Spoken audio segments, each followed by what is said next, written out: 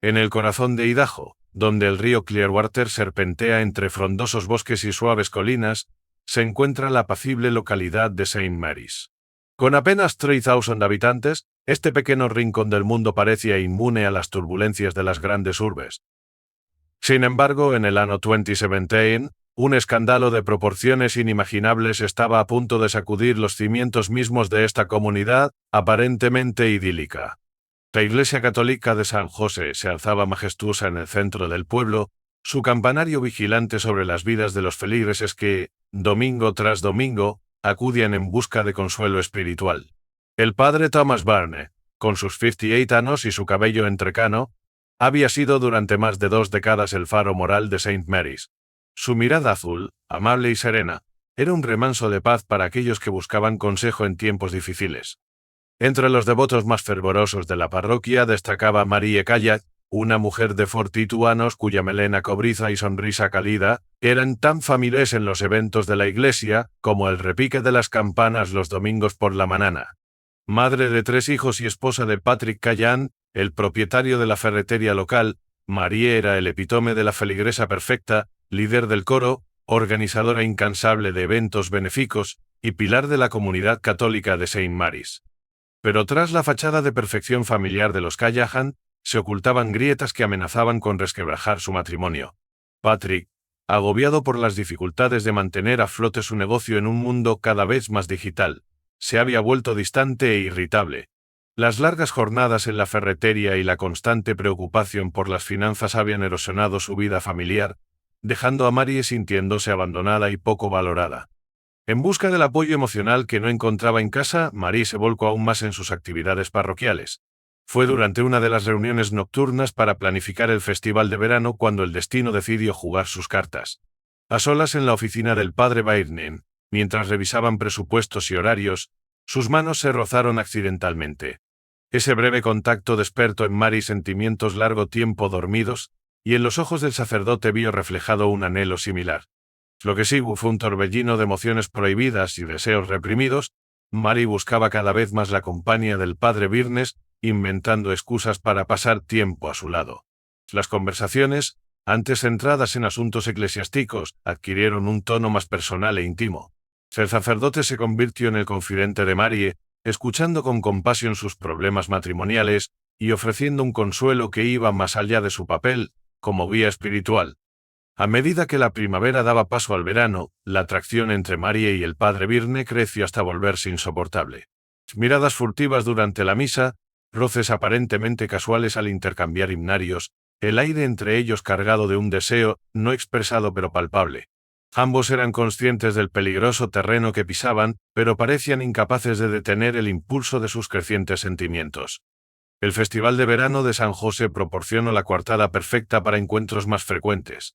Como coorganizadores, Mariel y el padre Bayurne tenían razones legítimas para pasar largas horas juntos, planificando y preparando el evento.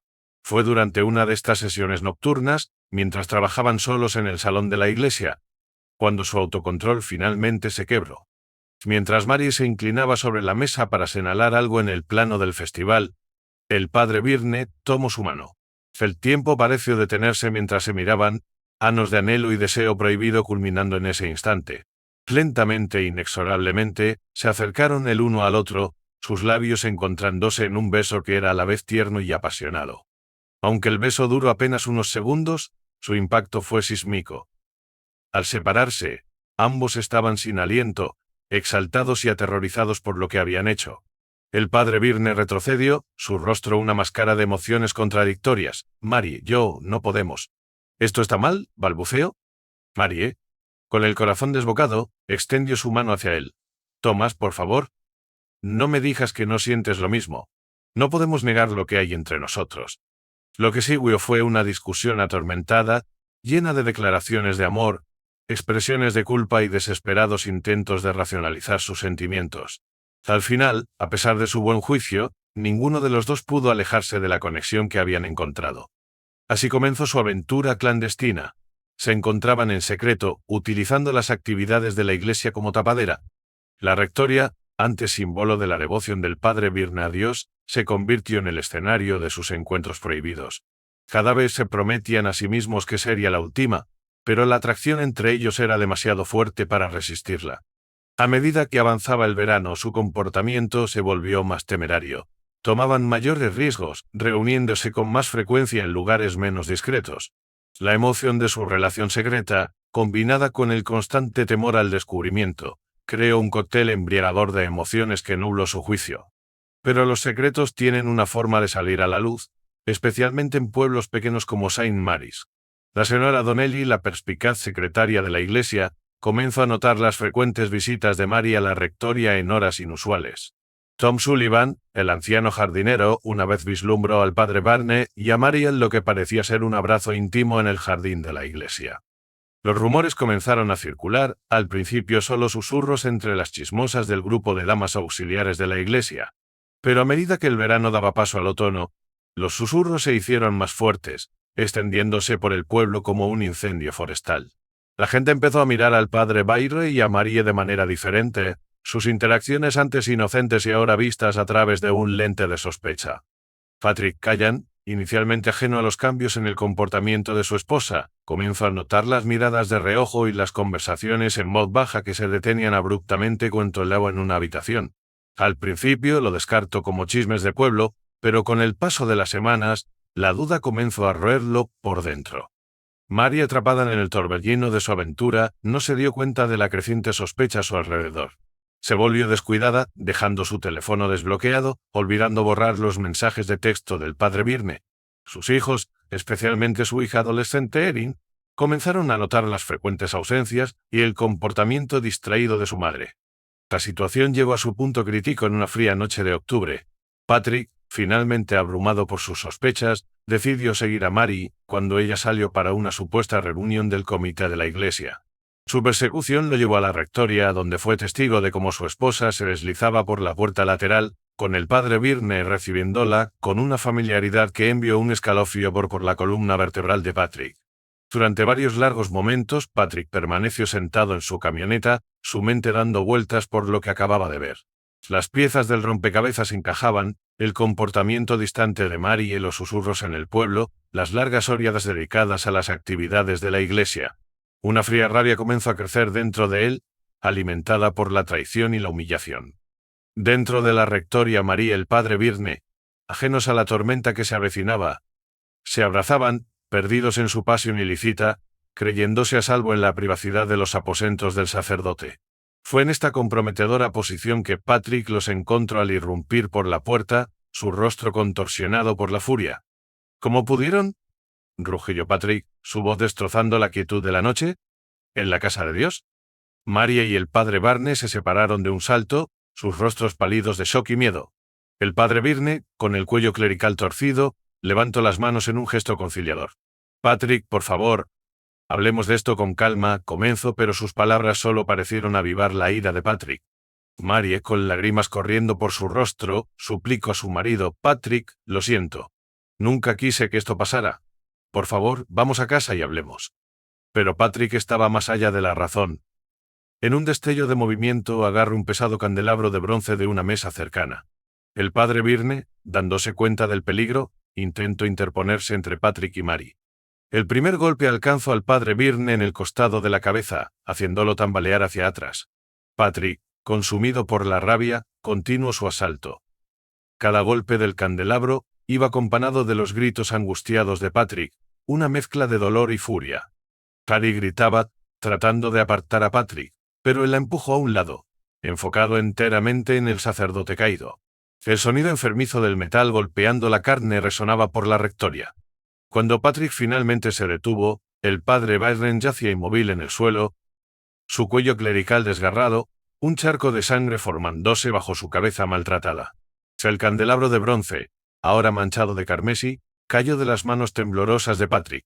La realidad de lo que había hecho lentamente se abrió paso en la mente de Patrick. Miró sus manos ensangrentadas, luego a Mary acurrucada en la esquina, sus ojos abiertos de horror.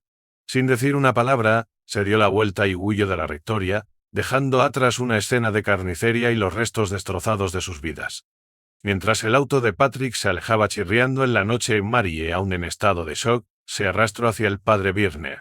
Con manos temblorosas buscó su pulso, pero no encontró ninguno. El hombre que había amado, el catalizador de esta tragedia, se había ido. A lo lejos las sirenas aullaban, acercándose cada vez más a la iglesia. Alguien, quizás un vecino que había oído el alboroto, había llamado a la policía. Mary sabía que en cuestión de momentos, su mundo cambiaría para siempre. Mientras las luces azules y rojas iluminaban las vidrieras de San José, proyectando sombras espeluznantes a través del suelo de la rectoría, Mary cerró los ojos, abrumada por la magnitud de lo que había ocurrido. La aventura que había comenzado con miradas robadas y encuentros secretos, había terminado en violencia y muerte, alterando para siempre las vidas de todos los involucrados y sacudiendo los cimientos de la comunidad que llamaban hogar. El tranquilo pueblo de St. Mary's, que se había enorgullecido de sus fuertes valores morales y su comunidad unida, nunca volvería a ser el mismo. El escándalo que se había gestado a puerta cerrada había estallado en una tragedia que dejaría cicatrices durante años, un crudo recordatorio del poder destructivo de los secretos y las consecuencias de largo alcance de la traición. En los días que siguieron, St. Mary's se sumió en el caos. La noticia de la muerte del padre Bradley y las circunstancias que la rodeaban se extendieron por el pueblo como un reguero de pólvora. Los feligreses se reunieron frente a San José, algunos llorando, otros exigiendo respuestas. La iglesia, antes un lugar de consuelo y comunidad, ahora se erigía como un sombrío recordatorio tragedia que se había desarrollado entre sus muros. La investigación policial avanzó rápidamente. La detective Sarah Lawson, una veterana de 20 años de la Policía Estatal de Idaho, se hizo cargo del caso. A medida que reconstruía los eventos que llevaron a la muerte del padre Byrne, la compleja red de relaciones y secretos que se habían ocultado bajo la plácida superficie de St. Mary's comenzó a desenmarañarse. Mary Callahan, aunque en estado de shock, fue detenida para ser interrogada. Su declaración inicial fue fragmentada y confusa, pero a medida que pasaban las horas, emergió la historia completa de su aventura con el padre Byrne. Habló de soledad, de sentirse descuidada en su matrimonio y de la profunda conexión emocional que había encontrado con el sacerdote. Patrick Callahan fue aprehendido al día siguiente en un motel a las afueras de Boise. Se ofreció resistencia pareciendo casi aliviado de ser capturado. En su confesión, habló de la rabia y la traición que lo habían abrumado, describiendo cómo la visión de su esposa en brazos del padre Byrne había destrozado su mundo. A medida que avanzaba la investigación, salieron a luz más detalles. La señora Donnelly, la secretaria de la iglesia, proporcionó un testimonio crucial sobre las frecuentes reuniones entre Mary y el padre Byrne. Tom Sullivan, el jardinero, compartió a regañadientes lo que había visto en el jardín de la iglesia. Incluso los hijos de Mary y Patrick fueron entrevistados, sus declaraciones pintando el retrato de una familia que se había estado desmoronando lentamente mucho antes de que comenzara la aventura. El pueblo de St. Mary's se encontró dividido. Algunos se congregaron alrededor de Mary, viéndola como una víctima de las circunstancias y la traición del padre Byrne a sus votos. Otros la condenaban considerando su aventura no solo como una traición a su matrimonio, sino a la confianza de toda la comunidad. Patrick también encontró tanto partidarios como detractores, aquellos que comprendían su violenta reacción y aquellos que estaban horrorizados por ella. La Iglesia Católica, sacudida por el escándalo, lanzó su propia investigación interna. El obispo llegó de la diócesis expresando conmoción y tristeza por los eventos ocurridos.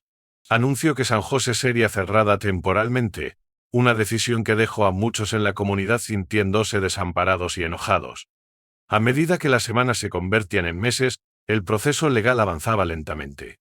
Patrick Callahan fue acusado de homicidio en segundo grado, sus abogados argumentando por una reducción de los cargos a homicidio involuntario debido al estrés emocional extremo. Mary no enfrentó cargos penales, pero se encontró en el centro de un juicio diferente, el de la opinión pública. Los hijos de los Callahan, atrapados en medio de la tragedia de sus padres, luchaban por sobrellevar la situación. Erin, la mayor con 20 años, se volvió retraída y enojada, desquitándose tanto con su madre como con la comunidad que ahora murmuraba sobre su familia. Sus hijos menores, confundidos y asustados, fueron enviados a vivir con parientes, sus vidas desarraigadas por fuerzas que no podían comprender completamente. St. Mary's misma había cambiado para siempre. La comunidad unida que alguna vez se había enorgullecido de sus valores y espíritu de vecindad, ahora se encontraba fracturada. Amistades de larga data se tensaron o rompieron a medida que la gente tomaba partido en el drama en curso. La ferretería, antes un centro de actividad local, permanecía vacía y desolada, un recordatorio silencioso de la caída en desgracia de la familia Callahan. A medida que el caso se acercaba al juicio, los medios nacionales descendieron sobre Saint Mary's. Furgonetas de noticias alineaban las calles, reporteros abordando a los lugareños en busca de citas e información sobre el oscuro secreto del pueblo. Muchos residentes resentían la intrusión, sintiendo que la tragedia de su comunidad se estaba convirtiendo en un espectáculo para el resto del país. El juicio de Patrick Callahan comenzó en una fría mañana de enero, casi 3 meses después de la muerte del padre Byrne. El pequeño juzgado del condado estaba abarrotado, con espectadores, haciendo fila horas antes de que se abrieran las puertas, esperando asegurar un asiento para lo que prometía ser el juicio más sensacional en la historia de Saint Mary's. Durante las siguientes 2 semanas, un desfile de testigos subió al estrado. El testimonio de Mary Callahan fue particularmente desgarrador. Habló de su soledad, su creciente atracción por el padre Byrne, y la culpa y emoción de su aventura. Su voz se quebró al describir la noche fatal, el horror de ver a su marido atacar a su amante. Patrick Callahan, luciendo demacrado y derrotado, también subió al estrado. Habló de sus luchas con el negocio en declive, de sentirse desconectado de su esposa, y de la ira ciega que se apoderó de él cuando descubrió la aventura. Su abogado pintó la imagen de un hombre llevado al límite, argumentando que el crimen fue uno de pasión, no de premeditación.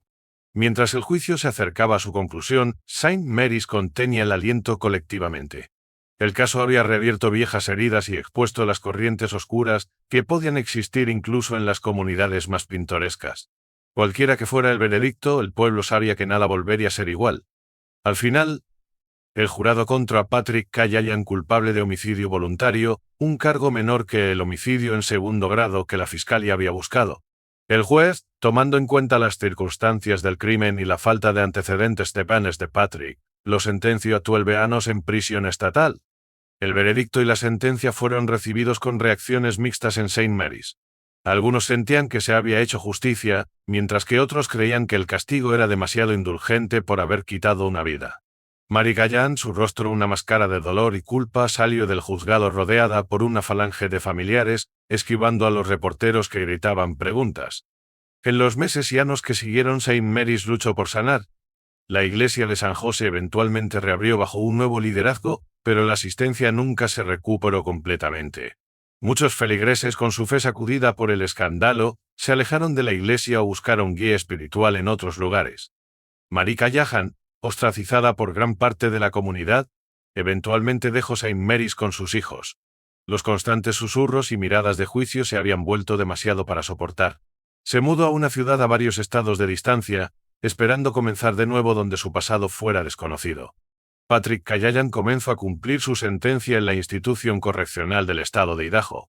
El que alguna vez fue un orgulloso propietario de un negocio ahora se encontraba en un mundo muy alejado de la vida cómoda que había conocido. Se sumergió en los programas de rehabilitación de la prisión, determinado a usar su tiempo para entender y espiar sus acciones. En cuanto a Saint Mary's, el pueblo que se había enorgullecido de su imagen intachable ahora lidiaba con su recién adquirida notoriedad. El escándalo había expuesto las grietas bajo la superficie de la vida en un pueblo pequeño, los chismes, los secretos, los juicios que siempre habían burbujeado justo debajo del barniz de calidez vecinal. A medida que pasaban los años, Saint Mary's luchaba por redefinirse. El festival de verano de la iglesia, una vez el evento más esperado del año, se convirtió en un asunto sombrío, con la ausencia del padre Byrne y los Callahan pesando sobre los festejos. La ferretería, finalmente vendida a una cadena nacional, perdió su carácter único que la había hecho el corazón de la comunidad empresarial local. Los hijos de los Callahan crecieron bajo la sombra de la tragedia de sus padres. Erin, la mayor, se fue a la universidad lo más lejos posible de Idaho, determinada a escapar del legado de su familia. Los más jóvenes, criados por sus tíos, crecieron con una mezcla de vergüenza y curiosidad sobre el escándalo que había destrozado a su familia. Mary, en su nueva vida, nunca pudo escapar completamente de su pasado. Aunque encontró un trabajo y logró reconstruir una semblanza de normalidad para sus hijos, las cicatrices emocionales de su aventura y sus consecuencias nunca sanaron completamente. Pasaba noches en vela, atormentada por la culpa y preguntándose cómo una serie de decisiones aparentemente pequeñas habían llevado a un desenlace tan catastrófico. Patrick Tras los muros de la prisión, se convirtió en un hombre cambiado. El arrepentimiento y la reflexión lo llevaron a buscar la redención a través del servicio a otros reclusos. Se volvió un mentor para los presos más jóvenes, advirtiendo sobre los peligros de actuar por ira y los efectos devastadores que un momento de pérdida de control puede tener en la vida de una persona. El padre Thomas Byrne, cuya vida y muerte habían sido el catalizador de toda esta tragedia, se convirtió en una figura casi mítica en St. Mary's. Algunos lo recordaban como un hombre santo que había caído en la tentación, mientras que otros lo veían como el villano que había destruido una familia y dividido una comunidad. Su tumba en el cementerio de la iglesia se convirtió en un lugar de peregrinaje para algunos y de condena para otros. A medida que una nueva generación crecía en St. Mary's, la historia de los Callan y el padre Byrne se convirtió en una leyenda local, un cuento con moraleja sobre los peligros de la tentación y las consecuencias del engaño. Los padres la usaban para advertir a sus hijos sobre los peligros de guardar secretos, mientras que los adolescentes la susurraban en pijamadas, una historia de amor prohibido y tragedia que rivalizaba con cualquier drama de televisión. 10 años después de aquella fatídica noche en la rectoría, St. Mary's había cambiado de manera sutil pero profunda. La inocencia que alguna vez definía al pueblo se había perdido para siempre, reemplazada por una comprensión más matizada de la naturaleza humana y sus complejidades. Los residentes aprendieron a vivir con las sombras del pasado, pero también a mirar hacia el futuro con una nueva perspectiva. La iglesia de San José, bajo el liderazgo de un nuevo y joven sacerdote, comenzó lentamente a recuperar su lugar en el corazón de la comunidad. Las lecciones aprendidas de la tragedia llevaron a una mayor transparencia y a un enfoque renovado en la compasión y el perdón, valores que el pueblo había olvidado en el calor del escándalo. En última instancia, la historia de St. Mary's se convirtió en un recordatorio poderoso de cómo las acciones de unos pocos pueden tener repercusiones de gran alcance en toda una comunidad. También demostró la resistencia del espíritu humano y la capacidad de una comunidad para sanar, aunque las cicatrices permanezcan como un testimonio silencioso de los eventos que una vez amenazaron con destruirla.